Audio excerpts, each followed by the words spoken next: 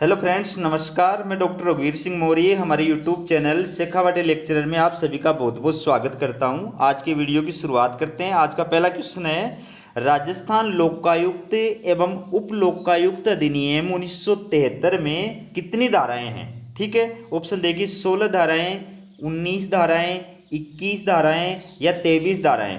तो दोस्तों इसका सही उत्तर होगा 4 नंबर का, 23 धाराएं। दोस्तों राजस्थान लोकायुक्त और उप लोकायुक्त अधिनियम 1973 में 23 धाराएं हैं।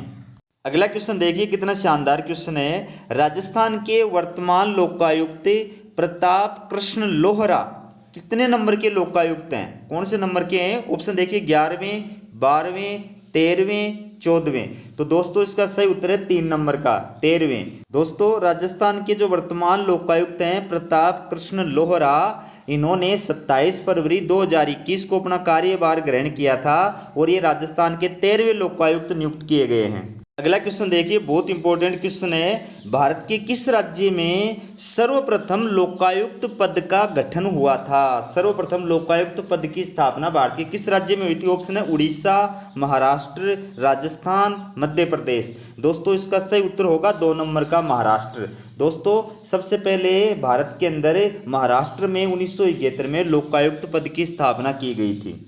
अगला क्वेश्चन देखिए, बहुत इंपॉर्टेंट क्वेश्चन है ये भी। भारत के किस राज्य में सर्वप्रथम लोकायुक्त अधिनियम पारित हुआ था। भारत के किस राज्य में सबसे पहले लोकायुक्त अधिनियम पारित हुआ था। ऑप्शन है उड़ीसा, महाराष्ट्र, राजस्थान, गुजरात। तो दोस्तों इसका सही उत्तर होगा 1 नंबर का, उड़ीसा। दोस्तों लोकायुक्त अधिनियम जो है सबसे पहले उड़ीसा के अंदर पारित हुआ था 1970 में, लेकिन लोकायुक्त पद की जो स्थापना है वो सबसे पहले महाराष्ट्र में हुई थी 1971 में। अगला क्वेश्चन देखिए, राजस्थान लोकायुक्त और उप लोकायुक्त अधिनियम 1973 को राष्ट्रपति की अनुमति प्राप्त हुई थी। राष्ट्रपति की अनुमति किस दिन प्राप्त हुई थी इस अधिनियम को। ऑप्शन है 3 फरवरी 1973, 26 मार्च 1973, 26 फरवरी 1973 या 3 मार्च 1973। तो दोस्तों इसका सही उत्तर होगा 2 नंबर का, 26 मार्च 1973। दोस्तों इस तारीख को राष्ट्रपति के द्वारा राजस्थान का जो ये कानून है लोकायुक्त और उप लोकायुक्त अधिनियम 1973 उसको जो है स्वीकृति प्राप्त हुई थी। अगला क्वेश्चन देखिए दोस्तों, RS परी एग्जाम 1998 के अंदर आया हुआ है। देखिए, राजस्थान लोकायुक्त और उप लोकायुक्त अधिनियम कब लागू हुआ था। ऑप्शन है 3 फरवरी 1971, 1 मार्च 2000, 28 सितंबर 1993 या 3 फरवरी 1973। तो दोस्तों इसका सही उत्तर होगा 4 नंबर का, 3 फरवरी 1973 को राजस्थान लोकायुक्त और उप लोकायुक्त अधिनियम लागू हुआ था।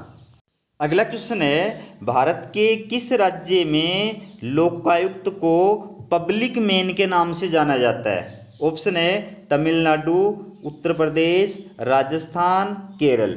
इसका सही उत्तर है दोस्तों 4 नंबर का। दोस्तों केरल में लोकायुक्त को पब्लिक मैन के नाम से जाना जाता है। अगला क्वेश्चन देखिए, राजस्थान के प्रथम तथा एकमात्र उप लोकायुक्त कौन थे। राजस्थान के प्रथम तथा एकमात्र उप लोकायुक्त कौन थे। ऑप्शन है ID दुआ, DP Gupta, KPU Menon, GL Gupta. दोस्तों इसका सही उत्तर है 3 नंबर का, KPU मेनन। दोस्तों KPU मेनन राजस्थान के प्रथम और एकमात्र उप लोकायुक्त थे। अगला क्वेश्चन देखिए, राजस्थान के वर्तमान लोकायुक्त कौन हैं। राजस्थान के वर्तमान लोकायुक्त कौन है। ऑप्शन है SS कोठारी, प्रताप कृष्ण लोहरा, कमलकांत वर्मा, इंद्रजीत मोहंती। तो दोस्तों इसका सही जो उत्तर होगा वो होगा 2 नंबर का, प्रताप कृष्ण लोहरा वर्तमान में राजस्थान के लोकायुक्त हैं। इन्होंने 27 फरवरी 2021 को जो है पद ग्रहण किया था। अब देखिए दोस्तों लोकायुक्त के बारे में डिटेल देखिए। आप चाहो तो वॉल्यूम बंद करके नोट्स की तरह भी इनको पढ़ सकते हो। ठीक है, देखिए, भारत में नागरिकों द्वारा लोक सेवकों के विरुद्ध भ्रष्टाचार संबंधी शिकायतों की जांच करने वाली सर्वोच्च संस्था लोकपाल है, जिसे राज्यों में लोकायुक्त के नाम से जाना जाता है। सेंटर में इसको बोलते हैं लोकपाल और राज्यों में बोलते हैं लोकायुक्त, और ये भ्रष्टाचार संबंधी मामलों की जांच करती है। ठीक है, फिर भारत में सर्वप्रथम लोकायुक्त संस्था की स्थापना 1971 में महाराष्ट्र में हुई थी, जबकि लोकायुक्त संस्था की स्थापना संबंधी अधिनियम 1970 में उड़ीसा में पारित किया गया था। याद रखना, सबसे पहले लोकायुक्त संस्था की स्थापना का जो कानून है वो तो उड़ीसा के अंदर पारित हुआ था 1970 में, लेकिन ये जो लोकायुक्त संस्था है इसकी स्थापना सबसे पहले 1971 में महाराष्ट्र के अंदर हुई थी। ठीक है। फिर भारत में उड़ीसा पहला राज्य था जिसने लोकायुक्त की जांच के दायरे में मुख्यमंत्री को भी शामिल किया था, लेकिन बाद में एक अध्यादेश द्वारा उसे जांच के दायरे से बाहर कर दिया गया था। ठीक है ना, बहुत इंपॉर्टेंट जानकारी है कि भारत के किस राज्य में लोकायुक्त की जांच के दायरे में मुख्यमंत्री को भी शामिल किया गया था सबसे पहले। तो सबसे पहले उड़ीसा के अंदर ये काम किया गया था, लेकिन बाद में एक अध्यादेश जारी करके और मुख्यमंत्री को लोकायुक्त की जांच के दायरे से बाहर कर दिया गया था। इसके बाद देखिए दोस्तों, राजस्थान लोकायुक्त एवं उप लोकायुक्त अधिनियम 1973, इसके बारे में देखिए। राजस्थान लोकायुक्त एवं उप लोकायुक्त अधिनियम राजस्थान विधानसभा में 1973 में पारित किया गया था, जो 3 फरवरी 1973 को लागू हुआ था। 26 मार्च 1973 को इस अधिनियम को राष्ट्रपति की अनुमति प्राप्त हुई थी। दो चीज़ें याद रखनी है, राजस्थान लोकायुक्त एवं उप लोकायुक्त अधिनियम राजस्थान विधानसभा में किस वर्ष पारित हुआ था? 1973 में। फिर ये अधिनियम कब लागू हुआ था? 3 फरवरी 1973 को। फिर राष्ट्रपति द्वारा इस अधिनियम को किस दिन स्वीकृति प्रदान की गई थी? 26 मार्च 1973 को। ठीक है। फिर यह अधिनियम राजस्थान विधानसभा द्वारा भारत के 24वें गणतंत्र के अवसर पर पारित किया गया था तथा इस अधिनियम में कुल 23 धाराएं हैं। याद रखना दो बातें कि भारत के गणतंत्र के किस वर्ष में जो है राजस्थान विधानसभा द्वारा लोकायुक्त और उप लोकायुक्त अधिनियम पारित किया गया था, तो उत्तर होगा 24वें गणतंत्र के अवसर पर। ठीक है। और इस अधिनियम में कितनी धाराएं हैं? तो कुल 23 धाराएं हैं, अच्छी तरह याद रखना। फिर है राजस्थान के राज्यपाल सरदार जोगेंद्र सिंह द्वारा सर्वोच्च न्यायालय के सेवानिवृत्त न्यायाधीश ID दुआ को राजस्थान का प्रथम लोकायुक्त नियुक्त किया गया था तथा KPU मेनन को राजस्थान का प्रथम उप लोकायुक्त नियुक्त किया गया था। याद रखना, 3 चीज़ें याद रखनी है। राजस्थान के प्रथम लोकायुक्त कौन थे? ID दुआ। राजस्थान के प्रथम और एकमात्र उप लोकायुक्त कौन थे? KPU मेनन। ठीक है। और राजस्थान के प्रथम लोकायुक्त की नियुक्ति किसके द्वारा की गई थी? नियुक्ति तो राज्यपाल करता है, लेकिन अगर नाम पूछ लिया जाए राज्यपाल का तो कौन सा राज्यपाल आएगा? सरदार जोगेंद्र सिंह। ठीक है।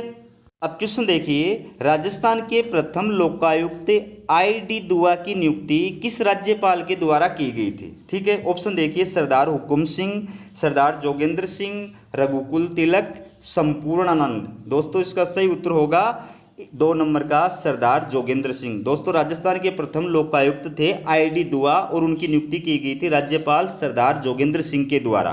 क्वेश्चन देखिए, बहुत शानदार क्वेश्चन है। राजस्थान के वर्तमान लोकायुक्त प्रताप कृष्ण लोहरा की नियुक्ति किसके द्वारा की गई थी? प्रताप कृष्ण लोहरा जो वर्तमान में राजस्थान के लोकायुक्त हैं, तो इनकी नियुक्ति किसके द्वारा की गई थी? ऑप्शन है राज्यपाल कल्याण सिंह के द्वारा, या राज्यपाल कलराज मिश्र के द्वारा, या मुख्यमंत्री अशोक गहलोत के द्वारा, या मुख्य न्यायाधीश इंद्रजीत मोहंती राजस्थान के द्वारा। तो इसका सही उत्तर होगा दोस्तों 2 नंबर का राज्यपाल कलराज मिश्र के द्वारा। अगला क्वेश्चन देखिए दोस्तों, आपकी जानकारी बढ़ाने वाला बहुत इंपॉर्टेंट क्वेश्चन है। राजस्थान में लोकायुक्त एवं उप लोकायुक्त की नियुक्ति के बारे में दिए गए कथनों पर विचार कीजिए और सही कूट का चयन कीजिए। नियुक्ति के बारे में 4 कथन दिए गए। देखिए, लोकायुक्त की नियुक्ति राज्यपाल द्वारा अपने हस्ताक्षर और मुद्रा सहित अधिपत्र द्वारा की जाती है। दोस्तों बिल्कुल सही है। दूसरा है, राज्यपाल लोकायुक्त की नियुक्ति में उच्च न्यायालय के मुख्य न्यायाधीश और विधानसभा में विपक्ष के नेता के साथ परामर्श करता है। दोस्तों बिल्कुल सही है। तीसरा है, उप लोकायुक्त या उप लोकायुक्त की नियुक्ति लोकायुक्त के साथ परामर्श करने के बाद की जाती है। दोस्तों ये भी बिल्कुल सही है। फिर है, राजस्थान लोकायुक्त एवं उप लोकायुक्त अधिनियम 1973 की धारा 3 में नियुक्ति प्रक्रिया का उल्लेख किया गया है। दोस्तों ये भी बिल्कुल सही है। तो इसका सही जो उत्तर होगा वो होगा C, सभी कथन सत्य हैं। दोस्तों ये प्रश्न मैंने आपकी जानकारी के लिए बनाया है, तो ये 4 आप पॉइंट अच्छी तरह याद कर लो। ये नियुक्ति के बारे में, इनसे रिलेटेड आपका उत्तर गलत नहीं होगा। अब देखिए दोस्तों, लोकायुक्त की नियुक्ति के बारे में डिटेल देखिए आप। राजस्थान लोकायुक्त एवं उप लोकायुक्त अधिनियम 1973 की धारा 3 में लोकायुक्त एवं उप लोकायुक्त की नियुक्ति के बारे में उल्लेख किया गया है। याद रखना, ये जो अधिनियम है, इस अधिनियम की कौन सी धारा में लोकायुक्त और उप लोकायुक्त की नियुक्ति के बारे में उल्लेख किया गया है, तो उत्तर होगा धारा 3 में। फिर देखिए, इस अधिनियम की धारा 3 के तहत लोकायुक्त एवं उप लोकायुक्त की नियुक्ति राज्यपाल द्वारा की जाती है। याद रखना, राजस्थान में लोकायुक्त और उप लोकायुक्त की नियुक्ति किसके द्वारा की जाती है? राज्यपाल के द्वारा की जाती है। ठीक है, किस धारा के तहत? धारा 3 के तहत। ठीक है, फिर है किंतु राज्यपाल द्वारा लोकायुक्त की नियुक्ति से पूर्व उच्च न्यायालय के मुख्य न्यायाधीश और विधानसभा में विपक्ष के नेता के साथ परामर्श किया जाता है। याद रखना चित्र है, राज्यपाल अपनी इच्छा से किसी को लोकायुक्त के पद पर नियुक्त नहीं कर सकता है। वो क्या करेगा? नियुक्ति से पहले उच्च न्यायालय के मुख्य न्यायाधीश और विधानसभा में विपक्ष के नेता, इन दोनों की सलाह लेगा, इनसे परामर्श लेगा और उसके आधार पर जो है वो लोकायुक्त की नियुक्ति करेगा। ठीक है, फिर यदि विधानसभा में विपक्ष का नेता नहीं है तो विधानसभा अध्यक्ष द्वारा निर्धारित प्रक्रिया से विधानसभा सदस्यों द्वारा किसी एक व्यक्ति का इस हेतु चुनाव किया जाता है। मान लीजिए विधानसभा में विपक्ष का नेता जो है वो पद खाली है, वो पद नहीं है, तो उस सिचुएशन में क्या होगा? विधानसभा अध्यक्ष जो है उसके विपक्ष के नेता का चुनाव करने की प्रक्रिया तय करेगा और फिर उस प्रक्रिया के द्वारा विधानसभा सदस्यों द्वारा किसी एक व्यक्ति को जो है इस पद के लिए नियुक्त किया जाएगा, उसका चुनाव किया जाएगा। अब देखिए दोस्तों, उप लोकायुक्त की नियुक्ति। उप लोकायुक्त की नियुक्ति कैसे होती है? देखिए, उप लोकायुक्त या उप लोकायुक्तों की नियुक्ति राज्यपाल द्वारा लोकायुक्त के साथ परामर्श करने के बाद की जाती है। राज्यपाल द्वारा उसी व्यक्ति को उप लोकायुक्त के पद पर नियुक्त किया जा सकता है जो सतर्कता आयुक्त का पद धारण करने के योग्य होता है। दो चीजें याद रखनी है, उप लोकायुक्त की नियुक्ति राज्यपाल करता है, लेकिन किसकी सहायता से, किसके परामर्श से करता है? लोकायुक्त के परामर्श से करता है। फिर उप लोकायुक्त के पद पर राज्यपाल उसी व्यक्ति को नियुक्त कर सकता है जो व्यक्ति सतर्कता आयुक्त का पद धारण करने के योग्य होता है। यानी राज्यपाल XYZ किसी को भी उप लोकायुक्त के पद पर नियुक्त नहीं कर सकता है, वो उसी व्यक्ति को उप लोकायुक्त के पद पर नियुक्त कर सकता है जो सतर्कता आयुक्त का पद धारण करने की योग्यता रखता है। फिर है लोकायुक्त और उप लोकायुक्त को नियुक्ति से पूर्व राज्यपाल या उसके द्वारा नियुक्त किसी व्यक्ति के द्वारा लोकायुक्त एवं उप लोकायुक्त अधिनियम 1973 की धारा 3 में उल्लेखित प्रथम अनुसूची के अनुसार प्रतिज्ञा या शपथ दिलाई जाती है। याद रखना, उसको शपथ दिलाने का कार्य लोकायुक्त और उप लोकायुक्त को उसके पद के दायित्वों का शपथ दिलाने का कार्य, प्रतिज्ञा कराने का कार्य कौन करता है? राज्यपाल करता है, या उसकी अनुपस्थिति में उसके द्वारा नियुक्त किया गया कोई भी व्यक्ति करता है, पदाधिकारी करता है। ठीक है, तो इसमें उसको किस अनुसूची के अंतर्गत उल्लेखित प्रारूप के तहत शपथ दिलाई जाती है, तो वो ये जो कानून है, इस कानून की धारा 3 में प्रथम अनुसूची दी गई है, उस अनुसूची में वो शपथ का प्रारूप दिया गया है, उस प्रारूप के अकॉर्डिंग उसको शपथ दिलाई जाती है। अब क्वेश्चन देखिए दोस्तों, राजस्थान के लोकायुक्त जिनका कार्यकाल सबसे कम रहा है, राजस्थान के लोकायुक्त जिनका कार्यकाल सबसे कम रहा है कौन है? ऑप्शन है VS दवे, PD कुदाल, KS सिद्धू, ID दुआ। तो दोस्तों इसका सही जो उत्तर होगा वो होगा 1 नंबर का VS दवे। दोस्तों VS दवे का जो कार्यकाल है वो लोकायुक्त के रूप में सबसे कम रहा है। ये 21 जनवरी 1994 को नियुक्त किए गए थे और 16 फरवरी 1994 को जो है इन्होंने पद त्याग दिया था, यानी लगभग 1 महीने ये लोकायुक्त के पद पर रहे थे। नेक्स्ट क्वेश्चन देखिए, राजस्थान लोकायुक्त पद पर सर्वाधिक लंबे समय तक कार्य करने वाले हैं, सबसे ज्यादा लंबे समय तक लोकायुक्त के पद पर इनमें से किसने कार्य किया? ऑप्शन है ID दुआ, SS कोठारी, प्रताप कृष्ण लोहरा, मिलाप चंद जैन। तो दोस्तों इसका सही उत्तर होगा SS कोठारी। ठीक है, इन्होंने राजस्थान लोकायुक्त पद पर सबसे ज्यादा लंबे समय तक कार्य किया है। अगला क्वेश्चन देखिए दोस्तों, कितना शानदार क्वेश्चन है। राजस्थान लोकायुक्त कानून में संशोधन कर लोकायुक्त एवं उप लोकायुक्त के कार्यकाल को 5 वर्ष से बढ़ाकर 8 वर्ष किस मुख्यमंत्री द्वारा किया गया था? 5 वर्ष से बढ़ाकर 8 वर्ष का कार्यकाल किसने किया था? ऑप्शन है वसुंधरा राजे सिंधिया, अशोक गहलोत, भैरों सिंह शेखावत, हरदेव जोशी। तो दोस्तों इसका सही उत्तर होगा 1 नंबर का वसुंधरा राजे सिंधिया। दोस्तों वसुंधरा राजे सिंधिया सरकार के द्वारा और लोकायुक्त और उप लोकायुक्त का कार्यकाल 5 वर्ष से बढ़ाकर के 8 वर्ष किया गया था।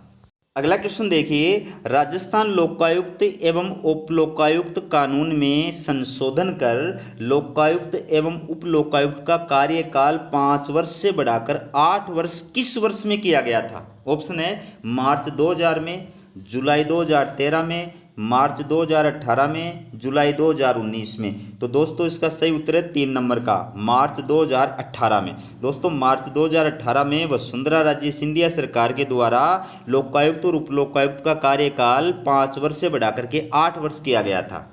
नेक्स्ट क्वेश्चन देखिए, राजस्थान लोकायुक्त एवं उप लोकायुक्त कानून में संशोधन कर लोकायुक्त एवं उप लोकायुक्त का कार्यकाल 8 वर्ष से घटाकर पुनः 5 वर्ष कब किया गया था? 8 वर्ष से घटाकर वापिस 5 वर्ष कब किया गया था? ऑप्शन देखिए मार्च 2000 में, जुलाई 2013 में, मार्च 2018 में या जुलाई 2019 में। तो दोस्तों इसका सही उत्तर है 4 नंबर का जुलाई 2019 में।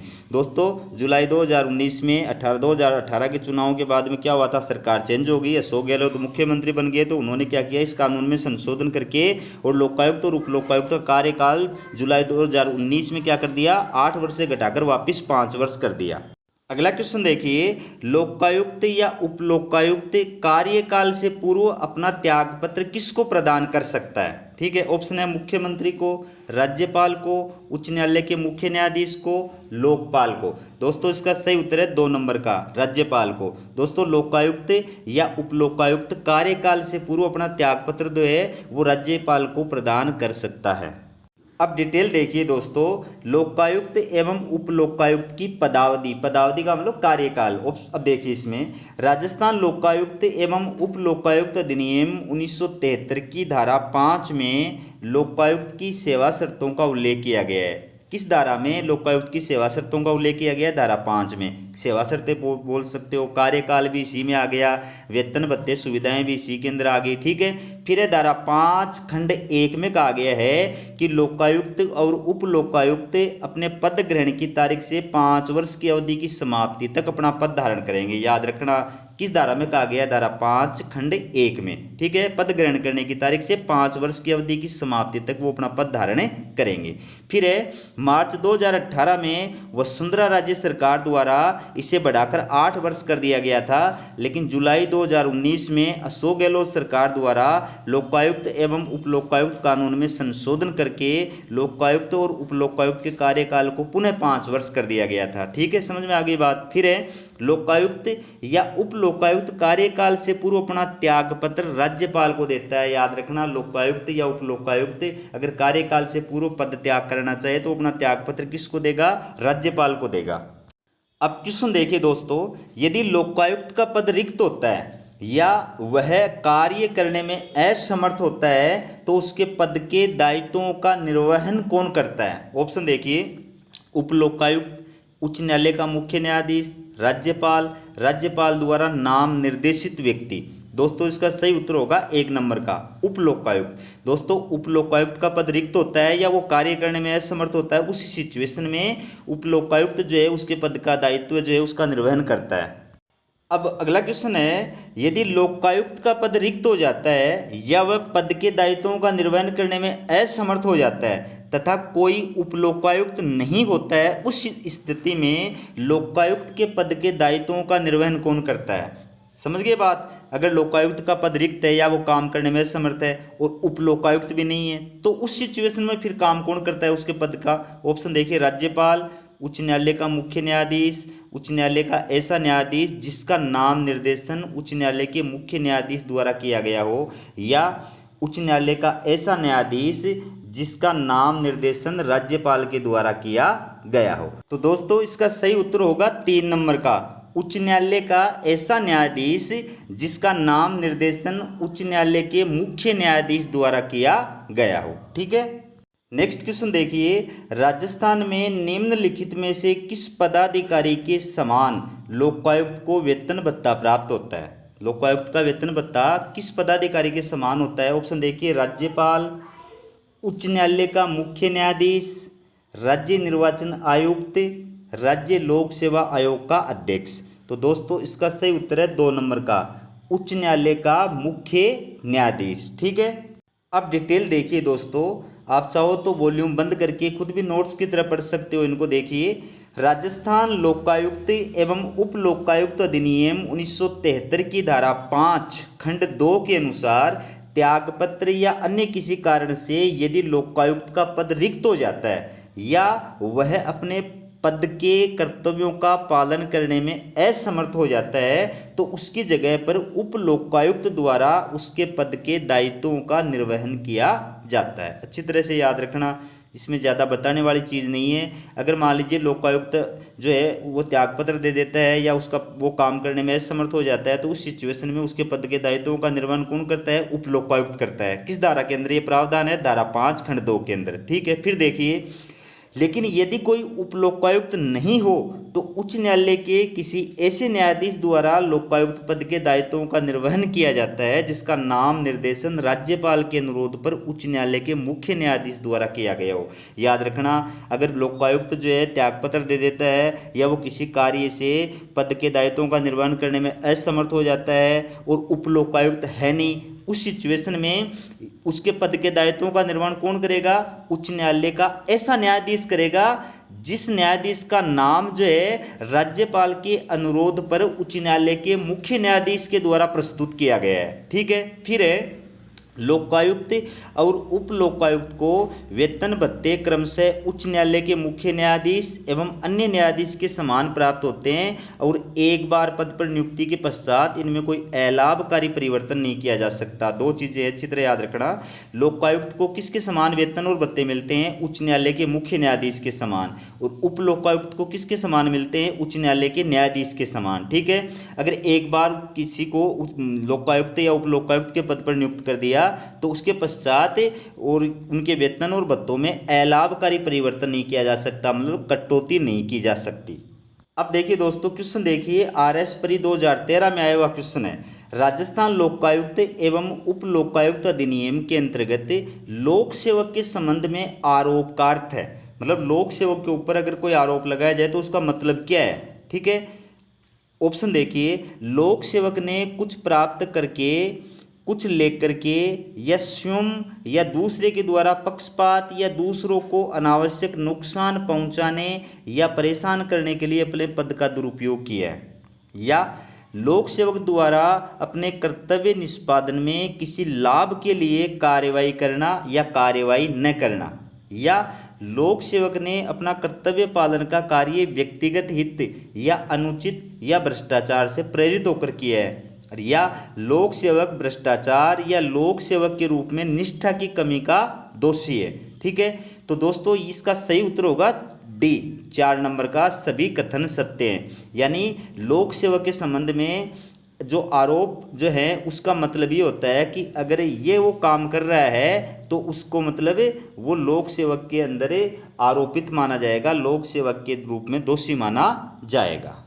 अगला क्वेश्चन देखिए दोस्तों, राजस्थान लोकायुक्त एवं उप लोकायुक्त अधिनियम 1973 के अंतर्गत लोकायुक्त को पद से हटाने के बारे में दिए गए कथनों में से सही कथन का चयन कीजिए। लोकायुक्त को पद से हटाने के बारे में एक कथन दिए गए, इनमें से कौन सा कथन सही है? देखिए, लोकायुक्त को उसके दुर्व्यवहार या अक्षमता के आधार पर राज्यपाल द्वारा उसके पद से हटाया जा सकता है। ठीक है, फिर देखिए, पद से हटाने से पूर्व उस पर लगाए गए आरोपों की सूचना दी जाती है और उन आरोपों के संबंध में सुनवाई का अवसर प्रदान किया जाता है। फिर है, राज्यपाल लोकायुक्त पर लगाए गए आरोपों की जांच करने के लिए सर्वोच्च न्यायालय या उच्च न्यायालय के वर्तमान या भूतपूर्व न्यायाधीश की नियुक्ति करता है। और चौथा है, उपयुक्त सभी कथन सत्य हैं। तो दोस्तों इसका सही उत्तर होगा 4 नंबर का, उपयुक्त सभी कथन सत्य हैं। आप स्क्रीन को रोक करके आराम से तसल्ली से इनको समझ सकते हैं कि लोकायुक्त को पद से हटाने के बारे में ये जो कथन दिए गए हैं वो बिल्कुल सही है, इनको आप अच्छी तरह समझ लें। नेक्स्ट क्वेश्चन देखिए, राजस्थान लोकायुक्त एवं उप लोकायुक्त अधिनियम 1973 के अंतर्गत लोकायुक्त को पद से हटाने के बारे में दिए गए कथनों में से सही कथन का चयन कीजिए। ठीक है, लोकायुक्त को पद से हटाने के बारे में ये कथन दिए गए, इनमें से कौन सा कथन सही है? देखिए, लोकायुक्त पर लगाए गए आरोपों की जांच सर्वोच्च न्यायालय या उच्च न्यायालय के वर्तमान या पूर्व मुख्य न्यायाधीश द्वारा की जाती है। बिल्कुल सही है दोस्तों। फिर है, राज्यपाल लोकायुक्त को उसके पद से तब तक विमुक्त नहीं कर सकता जब तक विधानसभा इसकी अनुशंसा नहीं करे। बिल्कुल सही है। फिर है, विधानसभा द्वारा अपनी सदस्य संख्या के बहुमत तथा उपस्थित और मतदान में भाग लेने वाले सदस्यों के 2/3 बहुमत से प्रस्ताव पारित करने पर ही राज्यपाल लोकायुक्त को उसके पद से हटा सकता है। दोस्तों ये भी बिल्कुल सही है। तो इसका सही उत्तर होगा 4 नंबर का, उपर्युक्त सभी कथन सत्य हैं।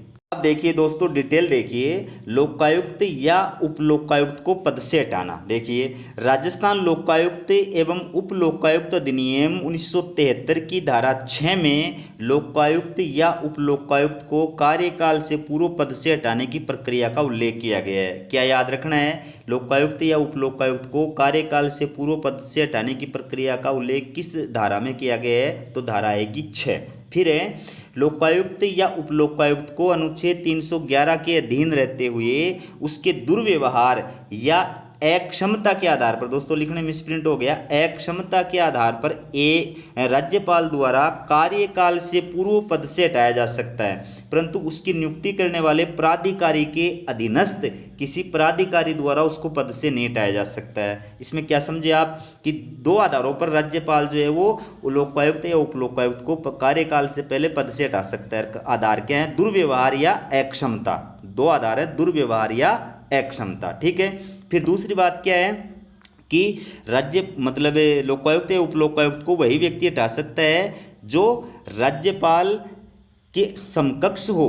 राज्यपाल से अधीनस्थ अगर कोई पदाधिकारी है तो वो जो है उसको पद से नहीं हटा सकता राज्यपाल की अनुपस्थिति में। वैसे तो राज्यपाल ही पद से हटाएगा, लेकिन उसकी अनुपस्थिति में जो है वही व्यक्ति उसको पद से हटा सकता है जो राज्यपाल के समकक्ष हो। ठीक है। फिर देखिए, लोकायुक्त या उप लोकायुक्त को उसके विरुद्ध लगाए गए आरोपों की सूचना तथा उन आरोपों के संबंध में सुनवाई का युक्तियुक्त अवसर देना जरूरी होता है। मतलब जिस भी लोकायुक्त या उप लोकायुक्त पर आरोप लगाए गए हैं, दोष लगाए गए हैं, ठीक है, तो उस बारे में उसको सूचना देनी जरूरी है, प्लस उसको अपने बचाव का अवसर देना जरूरी होता है। इसके बाद देखिए, लोकायुक्त पर लगाए गए आरोपों की जांच राज्यपाल द्वारा नियुक्त सर्वोच्च न्यायालय या उच्च न्यायालय के वर्तमान या पूर्व मुख्य न्यायाधीश द्वारा तथा उप लोकायुक्त के संदर्भ में सर्वोच्च न्यायालय या उच्च न्यायालय के वर्तमान या पूर्व न्यायाधीश द्वारा की जाती है। दोनों चीज़ों में अंतर समझो आप। क्या अंतर है कि लोकायुक्त पर अगर कोई आरोप लगाया गया तो उसकी जांच तो कौन करेगा? राज्यपाल द्वारा नियुक्त सर्वोच्च न्यायालय या उच्च न्यायालय का वर्तमान या रिटायर मुख्य न्यायाधीश करेगा। लेकिन उप लोकायुक्त पर लगाए गए जो आरोप होते हैं, दोष होते हैं, उनकी जो जांच करेगा वो कौन करेगा? वो राज्यपाल के द्वारा नियुक्त उच्च न्यायालय या सर्वोच्च न्यायालय का न्यायाधीश करेगा, रिटायर या वर्तमान। मुख्य न्यायाधीश नहीं, न्यायाधीश। उच्च न्यायालय या सर्वोच्च न्यायालय का वर्तमान या सेवानिवृत्त न्यायाधीश जो है वो उप लोकायुक्त पर लगाए गए आरोपों की जांच करेगा। ठीक है। फिर देखिए, इस जांच रिपोर्ट को राज्यपाल द्वारा यथाशीघ्र राज्य विधानसभा में प्रस्तुत किया जाता है। यदि राज्य विधानसभा अपनी कुल सदस्य संख्या के बहुमत तथा उपस्थित एवं मतदान में भाग लेने वाले सदस्यों के 2/3 बहुमत से लोकायुक्त या उप लोकायुक्त को हटाने की अनुशंसा का प्रस्ताव पारित कर देती है तो राज्यपाल द्वारा लोकायुक्त या उप लोकायुक्त को कार्यकाल से पूर्व पद से हटाया जा सकता है। तो राज्यपाल जो है स्वयं जो है अपने विवेक से और लोकायुक्त या उप लोकायुक्त को पद से नहीं हटा सकता। उसके लिए प्रोसेस है कि राज्य विधानसभा में वो जो आरोप लगाया गया था और उसकी जो जांच करने के लिए जो राज्यपाल के द्वारा न्यायाधीश की या मुख्य न्यायाधीश की नियुक्ति की गई थी ना, फिर उसकी रिपोर्ट आएगी। वो रिपोर्ट राज्यपाल क्या करेगा? विधानसभा को प्रस्तुत करेगा। फिर विधानसभा क्या करेगी? अगर अपनी सदस्य संख्या के बहुमत से, सदस्य संख्या का बहुमत ये है कि राजस्थान विधानसभा की जैसे सदस्य संख्या 200 है तो उसका बहुमत हो गया 50% प्लस 1 यानी 101, तो वो तो 101 हो गया, प्लस 2/3 बहुमत उपस्थित और मतदान में भाग लेने वाले।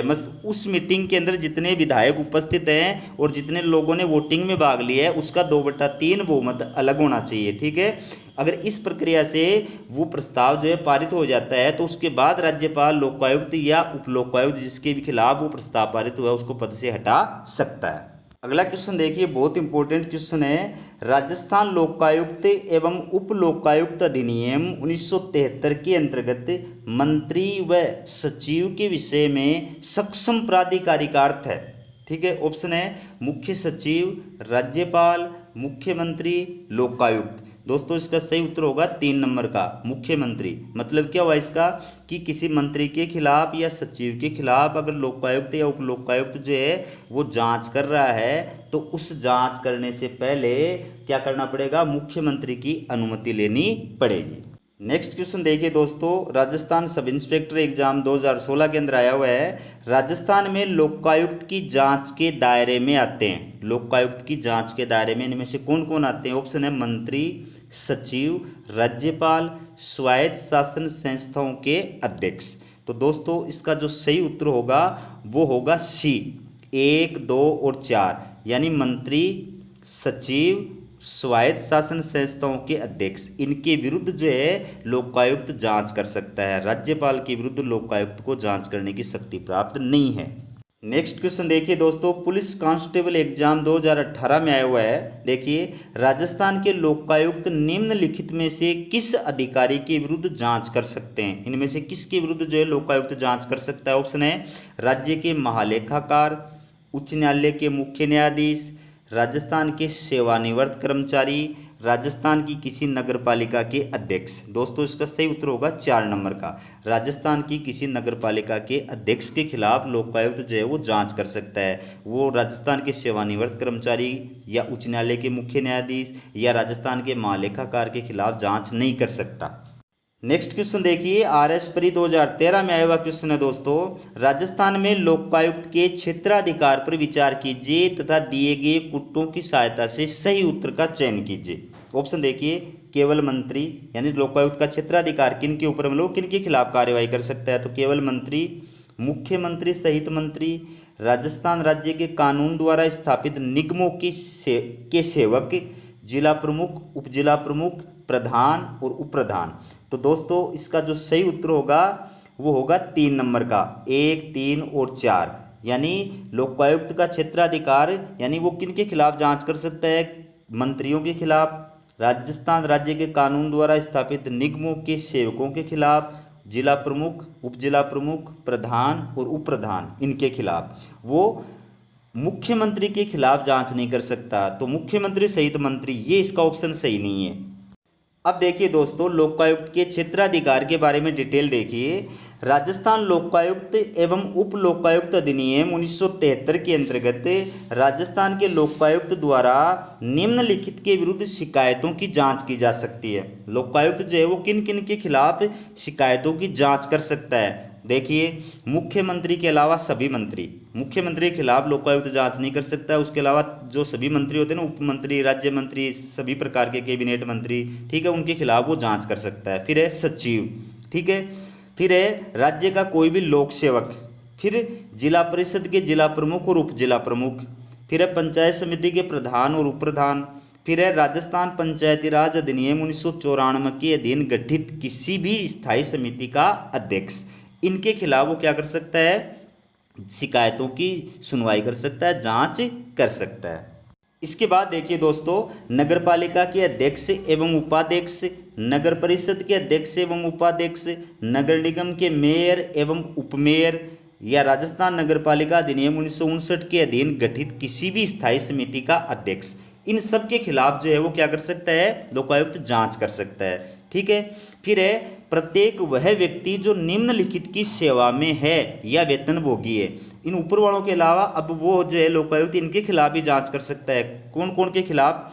राज्य सरकार द्वारा राजपत्र में अधिसूचित कोई भी स्थानीय प्राधिकरण, स्थानीय जो संस्थाएं होती हैं ना, नगर पालिका, नगर निगम और नगर परिषद, उसके अलावा जो स्थानीय प्राधिकरण होते हैं और जैसे JDA वगैरह, ठीक है ना, तो अगर उसको राजपत्र में अधिसूचित किया गया है तो उसके खिलाफ भी वो क्या कर सकता है? जांच कर सकता है। उसके अलावा राज्य सरकार के स्वामित्व या उसके द्वारा नियंत्रित कोई निगम, या कंपनी अधिनियम 1956 की धारा 617 के तहत गठित कोई भी सरकारी कंपनी जिसमें सरकार का स्वामित्व 51% से कम नहीं हो, या राजस्थान सोसाइटी रजिस्ट्रीकरण अधिनियम 1958 के अधीन रजिस्ट्रीकृत कोई भी सोसाइटी जो राज्य सरकार के नियंत्रण के अधीन हो। तो इनके अंदर जो कर्मचारी अधिकारी काम करते हैं उनके खिलाफ भी शिकायतों की जांच जो है वो लोकायुक्त कर सकता है।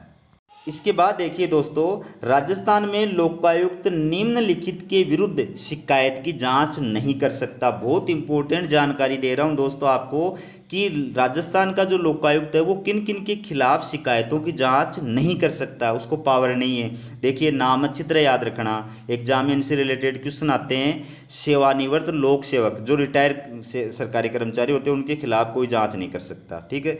चाहे वो सरकारी कर्मचारी हो, एमएलए एमपी हो, रिटायर हो गए ना, उनके खिलाफ वो जांच नहीं कर सकता। फिर है उच्च न्यायालय के मुख्य न्यायाधीश या न्यायाधीश, भारत के किसी भी न्यायालय के अधिकारी अथवा कर्मचारी, मुख्यमंत्री राजस्थान, महालेखाकार राजस्थान, आरपीएससी के अध्यक्ष और सदस्य, मुख्य निर्वाचन आयुक्त ये सेंटर वाले, फिर राज्य निर्वाचन आयुक्त, मुख्य निर्वाचन अधिकारी राजस्थान विधानसभा सचिवालय के अधिकारी और कर्मचारी, पंच, सरपंच और विधायक, ठीक है। इनके खिलाफ जो है किसी भी प्रकार की शिकायतों की जांच राजस्थान के अंदर लोकायुक्त को करने की शक्ति प्राप्त नहीं है। ये चित्र नाम याद रखना दोस्तों आप। इसके बाद देखिए दोस्तों, वे मामले जो जांच के अधीन नहीं आते हैं, मतलब किन मामलों की लोकायुक्त जांच नहीं कर सकता है, वो मामले देखिए। धारा 8 के तहत लोकायुक्त या उप लोकायुक्त निम्नलिखित मामलों की जांच नहीं कर सकता। कौन कौन से मामले देखिए। पहला, ऐसे मामलों के संबंध में जिन पर लोकायुक्त की पूर्व स्वीकृति से पब्लिक सर्वेंट्स इंक्वायरी एक्ट 1850 के तहत सार्वजनिक जांच के आदेश दे दिए गए हैं। मतलब इस कानून के तहत पहले ही लोकायुक्त की स्वीकृति से और जांच के आदेश दे दिए गए हैं, फिर उसके खिलाफ अगर कोई दूसरा व्यक्ति शिकायत करता है लोकायुक्त के पास में तो लोकायुक्त उस मामले की जाँच नहीं कर सकता। दूसरा देखिए, ऐसे मामले के संबंध में जिनमें लोकायुक्त की पूर्व स्वीकृति से कमीशन ऑफ इंक्वायरी एक्ट 1952 के अधीन जांच के आदेश दे दिए गए हों। कमीशन ऑफ इंक्वायरी एक्ट 1952 के तहत अगर किसी के ऊपर दोष लगाया गया है, आरोप लगाया गया है और उसके बारे में लोकायुक्त ने पहले से स्वीकृति दे दी है जांच करने की, तो फिर उसके बाद अगर उसके विरुद्ध कोई दूसरा व्यक्ति शिकायत करता है तो उस बारे में लोकायुक्त जाँच नहीं कर सकता। फिर है लोकायुक्त एवं उप लोकायुक्त अधिनियम की धारा 19 के तहत जारी की गई अधिसूचना के तहत वह मामला उसकी अधिकारिता से अपवर्जित कर दिया गया हो। मतलब अगर ऐसा कोई मामला है जो धारा 19 के तहत अधिसूचित कर दिया गया है तो उस मामले के ऊपर लोकायुक्त का अधिकार नहीं रहेगा, उसकी जांच लोकायुक्त नहीं कर सकता। और फिर है जिस मामले की शिकायत 5 वर्ष के बाद की गई हो, यानी 5 वर्ष से पुराना कोई मैटर है उसकी जांच भी, उसके बारे में शिकायत सुनने का अधिकार भी लोकायुक्त को नहीं है। अब क्वेश्चन देखिए दोस्तों, लोकायुक्त के पास किसी मामले की शिकायत कौन व्यक्ति कर सकता है? बहुत इंपॉर्टेंट क्वेश्चन है। लोकायुक्त के पास किसी मामले की शिकायत कौन व्यक्ति कर सकता है? ऑप्शन है पीड़ित व्यक्ति, पीड़ित व्यक्ति द्वारा अधिकृत व्यक्ति, कोई भी सार्वजनिक संस्था या संगठन, मीडिया समूह है। तो दोस्तों इसका सही उत्तर होगा सी, केवल 1 और 2, यानी या तो खुद पीड़ित व्यक्ति है वो लोकायुक्त के पास किसी मामले की शिकायत कर सकता है, या वो खुद असमर्थ है शिकायत करने में तो उसके द्वारा अधिकृत व्यक्ति जो है वो लोकायुक्त के पास में किसी मामले की शिकायत कर सकता है। तो इसका सही उत्तर होगा सी। नेक्स्ट क्वेश्चन देखिए, राजस्थान लोकायुक्त एवं उप लोकायुक्त अधिनियम 1973 के तहत निम्न में से लोकायुक्त को कौन सी शक्ति प्राप्त नहीं है? इनमें से लोकायुक्त को कौन सा पावर प्राप्त नहीं है? ऑप्शन देखिए, किसी व्यक्ति को हाजिर होने का आदेश देना, फिर है किसी भी कार्यालय से किसी सार्वजनिक रिकॉर्ड की प्रतिलिपि प्राप्त करना, इसके बाद है हल्फनामे पर साक्ष्य प्राप्त करना, हल्फनामे का मतलब शपथ पत्र पर साक्ष्य प्राप्त करना, ठीक है। फिर है दोषी व्यक्ति को दंडित करना। तो दोस्तों इसका सही उत्तर है 4 नंबर का, दोषी व्यक्ति को दंडित करना। दोस्तों राजस्थान में जो लोकायुक्त है उसको ये पावर नहीं है कि किसी व्यक्ति के ऊपर अगर दोष साबित हो गया तो वो उसको सजा दे, वो सजा नहीं दे सकता। वो ऊपर वाले 3 काम कर सकता है, सजा देने का पावर उसको नहीं है। अगला क्वेश्चन देखिए, लोकायुक्त की जांच के बाद यदि कोई लोक सेवक या जनप्रतिनिधि के खिलाफ आरोप सिद्ध हो जाता है तो लोकायुक्त क्या करता है? देखिए, दोषी को दंडित कर सकता है, दोषी को दंडित नहीं कर सकता बल्कि उसकी अनुशंसा राज्यपाल से कर सकता है, या दोषी को दंडित करने की अनुशंसा उच्च न्यायालय को कर सकता है, या दोषी को दंडित करने की अनुशंसा मुख्यमंत्री से कर सकता है। तो दोस्तों इसका जो सही उत्तर होगा वो क्या होगा, सी, केवल 2। यानी अगर लोकायुक्त की जांच में कोई लोक सेवक या जनप्रतिनिधि जो है उसके खिलाफ आरोप सिद्ध हो जाते हैं, वो दोषी पाया जाता है, तो लोकायुक्त क्या कर सकता है, दोषी को दंडित नहीं कर सकता बल्कि उसकी अनुशंसा राज्यपाल से कर सकता है। ठीक है, नेक्स्ट क्वेश्चन देखिए, लोकायुक्त एवं उपलोकायुक्त अपना प्रतिवेदन प्रतिवर्ष किसको प्रदान करता है? ऑप्शन देखिए, राज्यपाल, मुख्यमंत्री, उच्च न्यायालय का मुख्य न्यायाधीश या राज्य विधानसभा। तो दोस्तों इसका सही उत्तर होगा 1 नंबर का, राज्यपाल। दोस्तों लोकायुक्त और उपलोकायुक्त अपना प्रतिवेदन प्रतिवर्ष राज्यपाल को प्रदान करता है। अगला क्वेश्चन देखिए, लोकायुक्त तथा उप लोकायुक्त द्वारा सौंपी गई रिपोर्ट यानी प्रतिवेदन को राज्यपाल द्वारा किसको प्रदान किया जाता है? ऑप्शन है मुख्यमंत्री, मुख्य सचिव, राज्य विधानसभा, उच्च न्यायालय का मुख्य न्यायाधीश। इसका सही उत्तर होगा 3 नंबर का, राज्य विधानसभा। दोस्तों लोकायुक्त तथा उपलोकायुक्त द्वारा जो हर साल राज्यपाल को प्रतिवेदन यानी रिपोर्ट प्रदान की जाती है, उस रिपोर्ट को राज्यपाल द्वारा राज्य विधानसभा के समक्ष प्रस्तुत किया जाता है। तो दोस्तों हमारा ये वीडियो आपको कैसा लगा कमेंट करके ज़रूर बताएं। अगर वीडियो पसंद आया हो तो ज़्यादा से ज़्यादा शेयर करें ताकि बाकी विद्यार्थियों तक भी वीडियो पहुंच सके, और चैनल को सब्सक्राइब करना दोस्तों बिल्कुल ना भूलें ताकि अगला वीडियो आपको समय पे मिल सके। आप हमारा चैनल देख रहे हैं, वीडियो देख रहे हैं, लाइक और शेयर कर रहे हैं, कमेंट कर रहे हैं, इसके लिए आप सभी का बहुत बहुत धन्यवाद।